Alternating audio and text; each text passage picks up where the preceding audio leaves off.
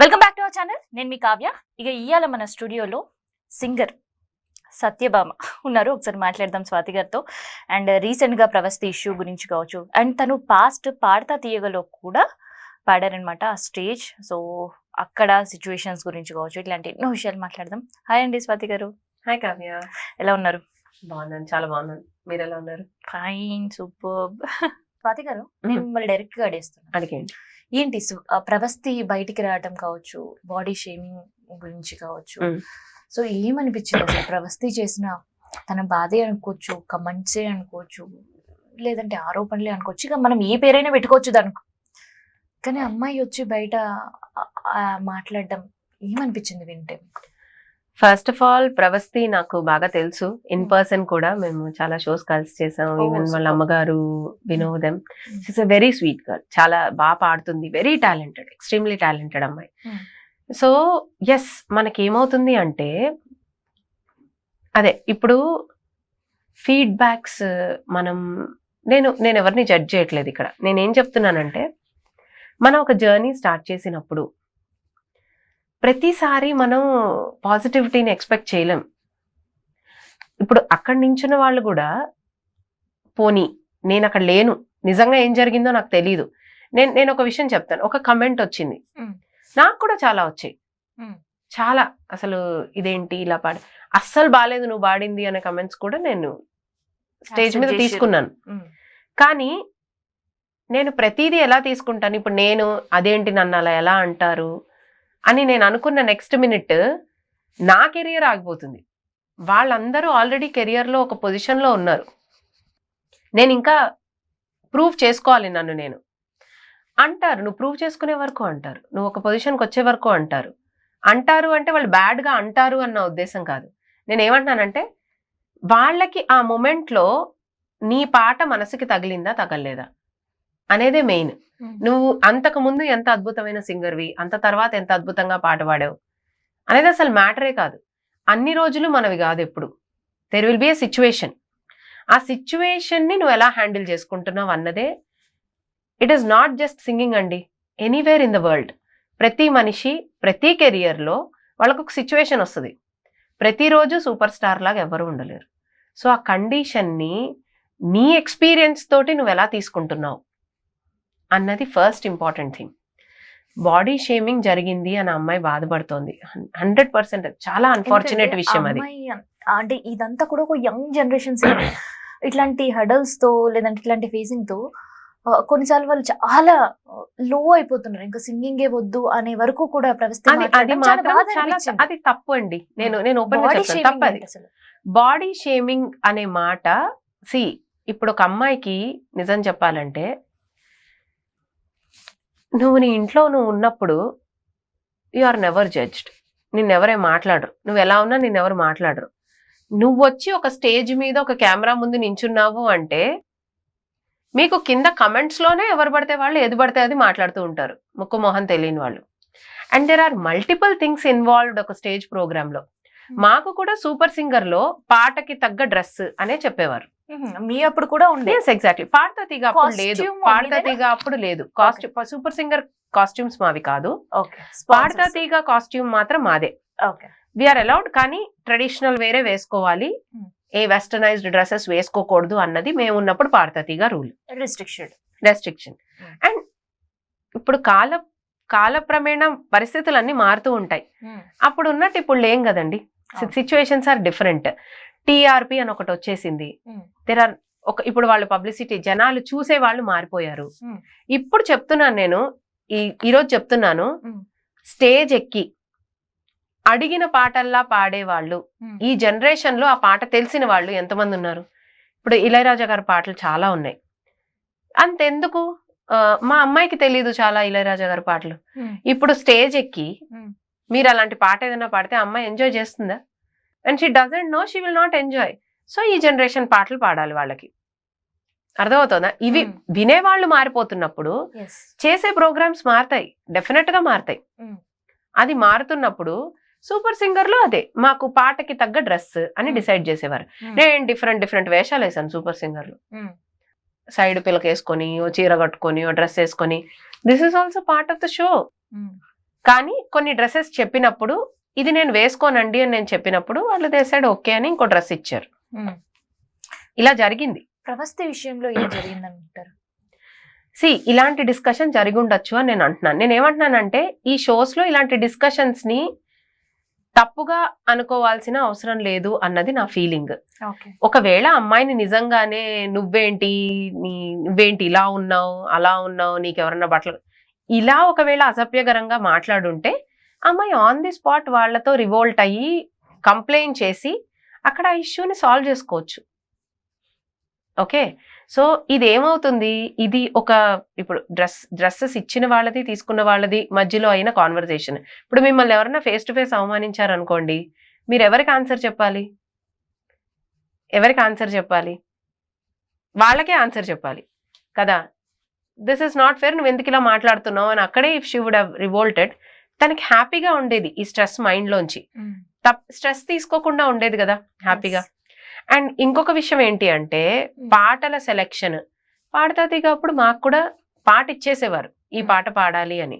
అది మేము ప్రాక్టీస్ చేసుకుని రిహార్సల్స్ అయ్యి అన్ని అయిన తర్వాత మేము పాడేవాళ్ళం.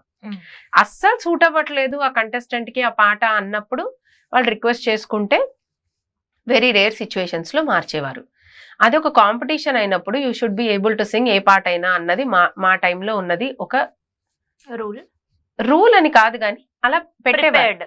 ఎందుకంటే లేకపోతే చాలా కష్టం. ఎప్పటికి డిసైడ్ అవుతాయి సాంగ్స్? ఇప్పుడు నేను అదే పాట కావాలి, ఇంకో అమ్మాయి అదే పాట కావాలని ఫైట్ చేసుకుంటూ కూర్చున్నాం అనుకోండి.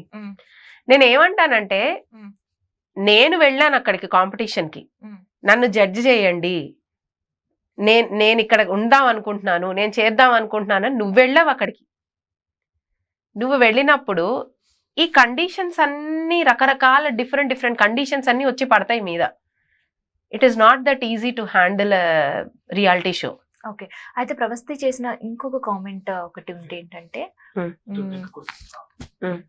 సో ప్రవస్తి చేసినప్పుడు కాస్ట్యూమ్స్ ఇచ్చేవాళ్ళు, అన్ని పొట్టి పొట్టి బట్టలు వేసుకోమని ఇబ్బంది పెట్టేవాళ్ళు. దాన్ని కొన్ని సందర్భాల్లో నేను రిజెక్ట్ చేశా, కొన్ని సందర్భంలో నాకు ఇష్టం లేకున్నా కూడా వేసుకోవాల్సిన పరిస్థితులు. ఏంటి అసలు సింగింగ్ కాంపిటీషనా, లేదంటే పర్ఫార్మెన్స్ కాంపిటీషనా, లేదంటే ఎక్స్పోజింగ్ కాంపిటీషనా, ఏం జరుగుతుంది అసలు కడాస్ పై? అంటే నేను చూసిన ఏ ఎపిసోడ్ లోనూ ఎవరు అలా వేసుకోలేదు బట్టలు. పాడతా తీగాలో అస్సలు వేసుకోరు. It is strictly prohibited. నాకు తెలిసినంత వరకు మమ్మల్ని ఎవరు అలా ఫోర్స్ చేయలేదు. ఈవెన్ ఇన్ సూపర్ సింగర్ కూడా మమ్మల్ని ఎవరు అలా ఫోర్స్ చేయలేదు. అమ్మాయిల్ని ఇప్పుడు నాకు ఈ ఇండస్ట్రీలో తెలిసిన విషయం ఒకటే కావ్య గారు, if you say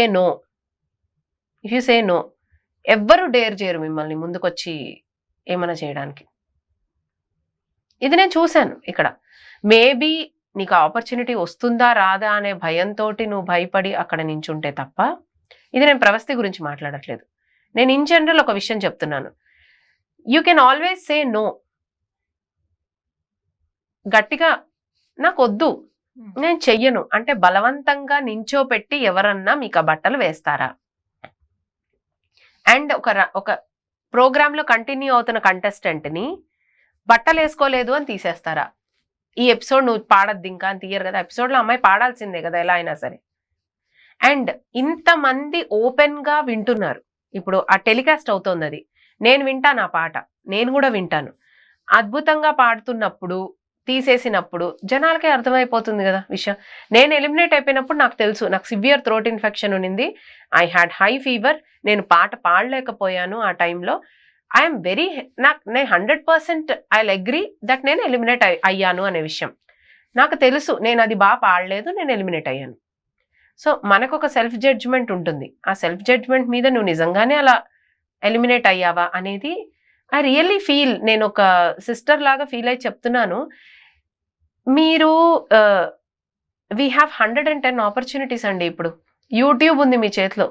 it's like ఎంతమంది యూట్యూబ్ ద్వారా ఫేమస్ అయ్యి సినిమాల్లోకి వచ్చి పాడుతున్న వాళ్ళు చాలా మంది ఉన్నారు. Million views for everything. అవునంటారా కాదంటారా? ఇప్పుడు ఒకళ్ళు ఆపితే ఆగే విషయం అది. యూట్యూబ్ ఛానల్ ఓపెన్ చేసుకుని ఒక సాంగ్ అందులో రిలీజ్ చేస్తే ఆ సాంగ్ కి పవర్ ఉంటే 5 నిమిషాల్లో వైరల్ అవుతుంది అది. ఆ ఒక్క ఛాన్స్ కోసం people are doing a lot of content. ఏదైనా సరే ఇన్స్టాగ్రామ్ లో రీల్స్ చేస్తూ ఇన్స్టెంట్ హిట్ అయిపోయిన వాళ్ళు ఎంతమంది ఉన్నారు? వీళ్ళందరికీ ఒకళ్ళ జడ్జిమెంట్ అవసరమా? లేదు కదా. Talent is everywhere. నువ్వు వెళ్ళి జడ్జి చేయమని బాధపడితే ఎంతవరకు కరెక్ట్? బాధగా ఉంటుంది. నేను కూడా గోత్రూ అయ్యాను. ఇన్ఫాక్ట్ నాతో ఇప్పుడు చాలా మంది కాల్ చేసి ఈ డిస్కషన్ మా మధ్యలో అవుతుంటుంది కదా, పీపుల్ హ్యావ్ బీన్ టాకింగ్. అంటే మనం ఫేస్ చేయలేదా? ఎలా తీసుకున్నామంటే వాళ్ళు మాట్లాడినప్పుడు ఇట్స్ లైక్ కమెంట్ ని కమెంట్ లాగే తీసుకోవాలి. మా గురువు గారు, ఎస్, మేము బుజ్జిపిన్ని అంటాను, she's my teacher, music teacher. So తను ఒకటే మాట చెప్పింది నాకు, స్వాతి నువ్వు ఇండస్ట్రీలో ఉన్నావు, నీకు ఒక మాట చెప్తాను, నీ గురించి నువ్వు తెలుసుకో ఫస్ట్. నీ గురించి నువ్వు ఎప్పుడైతే తెలుసుకుంటావో అప్పుడు ఒకళ్ళు పొగిడినా నువ్వు ఎక్కువ ఫీల్ అయిపోయి పడిపోవు, ఒకళ్ళు తిట్టినా నువ్వు డిప్రెస్ అయిపోయి పడిపోవు. నువ్వు నీలాగా నీ పొజిషన్లో నువ్వు నించుంటావు. రామవరపు మాధురీదేవి అని, she's excellent veena player, Vizag లో ఉంటారు. ఓకే. సో మాకు చిన్నప్పటి నుంచి తెలుసు. So she told this word to me and అది ఎప్పుడు అప్లై చేసుకుంటాను నేను. ఇప్పుడు నేను తిట్టారు ఒకళ్ళు ఏదో, ఇప్పుడు నేను ఇంకో విషయం చెప్తానండి. బాలు గారు ఉన్నారు, బాలు గారు ఎన్ని స్ట్రగుల్స్ చూస్తే he became a legendary singer. ఆయన ఆయనకి సపోజ్ నేను ప్రాక్టీస్ చెయ్యక నిర్లక్ష్యంతో ఏదో తప్పు చేశాను అనుకోండి ఆయన ముందు, ఎలా ఫీల్ అవుతారు ఆయన? ఆ అమ్మాయిని పాడించకండి ఇందులో అని చెప్పే రైట్ ఆయనకు ఉంటుంది అక్కడ. ఎందుకంటే ఆయనకి షో ఇంపార్టెంట్. మంచితనానికి అక్కడ ఆయనకి బాధగా ఉంటుంది.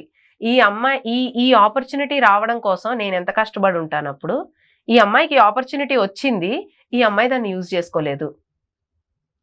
He's a senior there.